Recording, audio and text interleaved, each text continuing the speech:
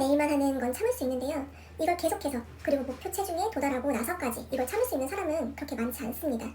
내가 좋아하는 음식을 당장 중단하는 것이 아니라 삼겹살이 먹고 싶다 하면 쌈장, 고추장 대신 혹시 집에 드시고 계신 이 영양 성분을 확인해 보시고 제가 말씀드린 원료들이 포함되어 있다면 다이어트 기간에는 잠시 넣어두시는 것이 좋겠습니다. 오늘은 제가 수없이 다양한 다이어트 방법들을 실천하면서 깨닫게 된 살 빠지는 습관을 알려드리려고 이렇게 카메라를 켰어요. 제가 알려드리는 방법들을 하나씩 실천해 보시면서 일반적으로 알고 있는 다이어트 압박에서 벗어나 살이 빠지는 체질로 만들어가는 방법을 알려드리려고 해요. 정말 어렵지 않게 누구나 할 수 있는 방법이고요. 오늘 알려드리는 살 빠지는 습관을 하나씩 본인의 일상에 적용해 보시면서 자연스럽게 그리고 건강하게 다이어트 하실 수 있을 거예요. 영상 바로 시작할게요. 첫 번째는 음식 대체하기입니다. 다이어트 중에 칼로리 섭취를 줄이기 위해서 무작정 음식 섭취를 180도 바꾸는 경우가 많습니다. 먹고 싶은 음식이 아니라 먹고 싶지 않은 음식을 계속 먹어야 하는 일상이 유지된다면 얼마나 참을 수 있으시겠어요? 저는 샐러드와 삶은 달걀, 닭가슴살, 두부, 양배추로 구성된 식단으로 다이어트를 한 적이 있었는데요. 결국에는 체중 감량까지 도달하기 위해 물리적인 시간이 필요한데 그 시간만큼 식욕이 기다려주지 않더라고요. 오늘만 내일만 하는 건 참을 수 있는데요. 이걸 계속해서 그리고 목표 체중에 도달하고 나서까지 이걸 참을 수 있는 사람은 그렇게 많지 않습니다. 그래서 결국 참지 못하고 평소보다 더 많은 양을 먹게 되고 다이어트에 실패했다는 생각에 포기하게 되는 경우가 정말 많았어요. 그래서 깨달은 것이 참는 것이 아니라 바꿔서 대체하자 였습니다. 이 대체하기의 핵심은 내가 좋아하는 음식을 당장 중단하는 것이 아니라 재료를 대체함으로써 정제 탄수화물과 당 섭취를 낮추는 방법입니다. 예를 들면 삼겹살이 먹고 싶다 하면 쌈장, 고추장 대신 소금을 찍어 먹고 쌈 채소 한 점을 더 먹어서 식이섬유 섭취를 늘려주는 것입니다. 또 쌈장에 찍어 먹고 싶다 하면 일반 쌈장이 아닌 저당, 당 함량을 낮춘 제품이 있거든요. 저당 쌈장으로 구성 재료들을 바꿔주는 것입니다. 두 번째는 제로 음료, 저칼로리, 다이어트 간식 먹지 않기입니다. 살 뺄 때 가장 중요한 것은 내 몸을 클린하게 만드는 것입니다. 그런데 이 저칼로리 제품, 제로 음료나 다이어트 간식에는 다양한 가공 원료, 식품 첨가물이 들어있어요. 음료나 식품류를 맛있게 만들려면 필수적으로 인공 감미료나 합성 착향료 같은 것이 들어가게 됩니다. 이러한 것들이 무조건적으로 안 좋은 것은 아니고요. 식품으로 안전하게 쓸 수 있는 승인받은 원료들입니다. 그런데 다이어트를 목적으로 하고 있는 사람들이나 혈당 관리를 하고 계시다면 피해야 할 원료들 중 하나이죠. 예일의학 저널에서는 제로 음료에 들어가는 아스파탐이나 스크랄로스와 같은 인공 감미료를 섭취할 경우 장기적으로는 오히려 체중 증가를 유발할 수 있다는 실험 결과가 있습니다. 설탕이나 인공 감미료에 의해서 전달되는 단맛이 식욕을 증가시키고 허기짐을 유발할 수 있다는 결과도 있습니다. 그래서 결과적으로 인공감미료가 든 제로 음료는 칼로리가 없지만 포만감을 주지 못하고 더 많은 음식을 찾게 되는 경우인 것이죠. 다이어트 할 때 단백질 바 같은 다이어트 간식들 많이들 섭취하시죠. 단백질 바의 원료 구성은 보통 식사 대용으로 만들어지는 경우가 많습니다.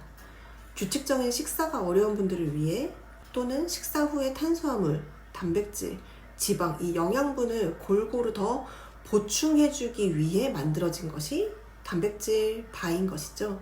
지금 보여드리는 것은 편의점이나 많이 드시는 단백질 바, 영양성분 예시이고요. 일단 모든 가공식품은 맛있어야 되기 때문에 식품 첨가물들이 좀 많이 들어가 있습니다. 합성 향료, 유화제, 그리고 안산이 전분과 같은 합성 첨가물은 장내 미생물의 균형을 해칠 수 있고 대사 속도를 저하시킬 수 있는데요. 장내 환경이 나빠지면 소화 문제나 면역력 저하로 인해서 다이어트 효과가 떨어질 수 있습니다. 그렇다 보니 이런 가공식품은 최대한 피하는 것이 좋습니다. 혹시 집에 드시고 계신 단백질 바나 다이어트 간식류들의 이 영양 성분을 확인해 보시고 제가 말씀드린 원료들이 포함되어 있다면 다이어트 기간에는 잠시 넣어두시는 것이 좋겠습니다. 세 번째는 공복 시간 유지하기입니다. 제가 총 10kg를 감량한 후 먹고 싶은 걸 다 먹으면서 이 체중을 유지할 수 있는 방법 중 하나는 바로 간헐적 단식입니다. 저는 직장인이다 보니까 점심시간이 12시이고 퇴근하고 집에 도착하면 저녁 7시가 되거든요. 그래서 저녁 식사는 되도록 8시 이전에 끝내려고 합니다. 그러면 8시에 저녁 식사를 끝내면 다음날 오후 12시에 점심 식사를 할 경우 16시간의 공복을 유지하게 되는 거거든요.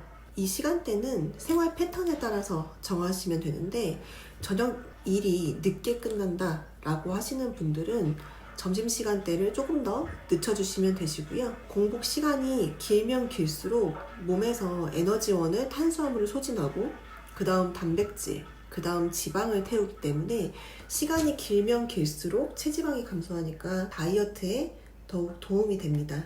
저는 처음에는 일주일 중에 하루는 24시간 단식을 해보고 그 다음에는 너무 힘들어서 18시간 단식을 또 해보고 그 이후에는 16시간, 14시간 이렇게 실생활에서 저한테 가장 적합한 시간대가 무엇인지 계속 테스트를 하고 맞추다 보니까 이렇게 매일 16시간 단식을 하고 있습니다. 물론 매일 동일한 시간대로 하고 있지는 않고요. 저녁 늦게 모임이 있거나 회식이 있을 경우 야식 먹고 술자리를 할 때가 있잖아요. 금요일 밤 늦게까지 친구들 만나서 많이 먹었다 싶은 날에는 오후 늦게까지 잠을 자고 일어나는 걸로 공복 시간을 유지하는 방법으로 하고 있고요. 그래서 보통 토요일에는 오후 2시 이후, 금요일에 약속이 있었을 경우 토요일 한 오후 2시 이후 첫 식사를 하는 경우가 많고, 일찍 일어나서 움직여야 되는 날에는 간단히 단백질 지방 위주로 먹고 탄수화물, 당 섭취는 하지 않습니다. 다이어트, 체중 관리, 식단 관리는 단순히 목표 체중에 도달하는 것이 목적이 아니라 건강하게 내가 원하는 예쁜 몸을 만들고 그 몸을 지속적으로 유지하고 관리하는 것이 최종 목적이잖아요. 흔히들 급진급바라고 하죠. 살을 빨리 빼기 위한 방법들은 결국 다시 빨리 찔 수밖에 없는, 다시 되돌아오기까지도 빠른 방법이라고 볼 수 있습니다. 그래서 오늘 제가 알려드린 살 빠지는 습관, 이 방법들은 정말 건강하게 예쁜 몸매를 만들고 또 살을 뺀 후에도 예쁜 몸을 유지하기 위한 방법으로 꼭 지켜야 하는 습관들 3가지를 알려드렸어요. 일주일만 해보시면 자기만의 생활 패턴이나 상황에 맞게 또 내 성향에 맞게 조절해 보시면서 자신만의 최적화된 습관을 갖게 되실 겁니다. 그래서 저는 어려서부터 또래 친구들보다 성장이 조금 많이 빨랐어요. 그러다 보니까 항상 몸무게에 집착을 하게 되더라고요. 초등학교 때 신체 검사를 하면 꼭 항상 하는 게 키, 그리고 몸무게를 재잖아요. 아무래도 키가 크다 보니까 친구들보다 항상 몸무게가 많이 나오는 거예요. 살이 찌지 않았음에도. 그러다 보니까 몸무게에 집착하는 기질을 갖게 됐고, 그렇다 보니까 초등학교 때 새해 목표가 항상 다이어트였을 정도로 다이어트에 대한 압박과 스트레스를 정말 많이 받으면서 자라왔어요. 이제 그렇게 20살이 되고 20대 기간 동안 그 몸무게에 집착을 하면서 흔히들 하는 칼로리 제한, 그리고 식이 제한, 안 먹으면서 빼는 것들을 많이 해왔고, 그러다 보니까 원형 탈모도 생겼고 우울증도 오고 제 성향에 맞지 않는 제 생활이나 식습관에 맞지 않는 다이어트들을 하면서 정말 많은 실패와 좌절들을 많이 경험을 했었던 것 같아요. 그렇게 다양한 다이어트 방법들을 경험을 하면서 결과적으로 내가 원하는 것은 체중을 감량하고 유지하고 그리고 더 건강하게 만들어가는 것이 한 세트인데 결과적으로 지방이 아닌 몸의 수분을 빼서 몸무게만 낮추는 다이어트를 해온 거예요. 그러다 보니까 당연히 요요가 오고 나는 실패한 사람이 될 수밖에 없는 구조의 다이어트를 해왔던 것이죠. 다이어트라는 것이 너무 고통스럽고 괴롭고 실패할 때마다 나는 도대체 왜 이렇게 인내심도 없고 자제력도 없고 그런 사람이지? 라는 생각으로 제 자신을 깎아내리게 되었어요.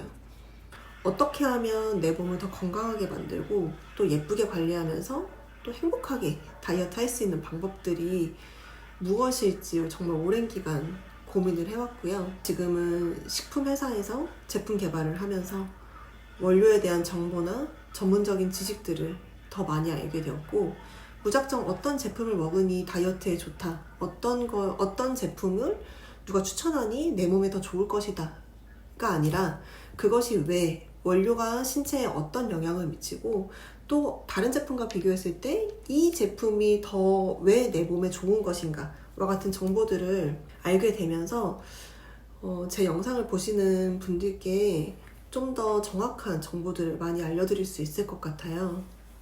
나의 식습관이나 생활 패턴 등을 고려했을 때 나한테 가장 맞는 제품이 무엇인지 제 영상을 보시다 보면 알게 되실 거고요.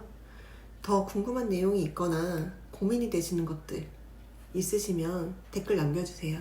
오늘 영상이 도움되셨다면 좋아요와 구독 눌러주시고요. 지금까지 시청해주셔서 감사합니다.